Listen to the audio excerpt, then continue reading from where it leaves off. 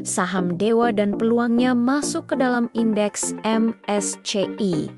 Banyak yang optimis, tapi ada satu ganjalan besar yang harus kita waspadai, yaitu aturan Extreme Price Increase dari MSCI. Apa itu dan kenapa ini bisa jadi penghalang buat Dewa? Ketemu lagi di video Alpha Evolution yang didukung oleh Alpha Trade Academy. Jadi gini, MSCI itu punya aturan ketat. Mereka sangat selektif dan gak suka sama saham yang harganya naik gila-gilaan dalam waktu singkat tanpa ada alasan fundamental yang jelas. Kenapa? Karena saham kayak gini risikonya tinggi banget buat anjlok lagi setelah masuk indeks. MSCI nggak mau ambil risiko itu. Aturan ini namanya Extreme Price Increase Rule. MSCI akan menyaring saham-saham yang kenaikannya dianggap nggak wajar kalau dibandingkan dengan pergerakan pasar secara umum. Jadi, kalau ada saham yang terbang terlalu tinggi dalam periode 3-12 bulan terakhir, saham itu bisa ditangguhkan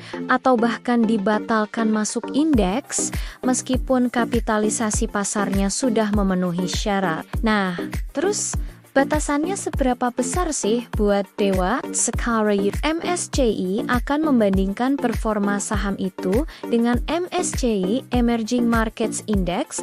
Peringatan akan muncul kalau harga sahamnya naik lebih dari 5 kali lipat atau 500% dalam setahun terakhir. Apalagi kalau nggak ada perubahan fundamental yang signifikan. Untuk kasus Dewa, kalau misalnya harganya melesat dari bawah ke level 810 terlalu cepat, katakanlah dalam hitungan minggu tanpa ada fase konsolidasi, risikonya dianggap sangat tinggi dan volatil. Lalu, gimana caranya supaya Dewa bisa lolos dari aturan harga ekstrem ini? Ada beberapa strategi yang bisa terjadi. Pertama, perlu ada konsolidasi harga. Harga sahamnya harus bergerak stabil di area tertentu, misalnya di sekitar 810 untuk beberapa waktu.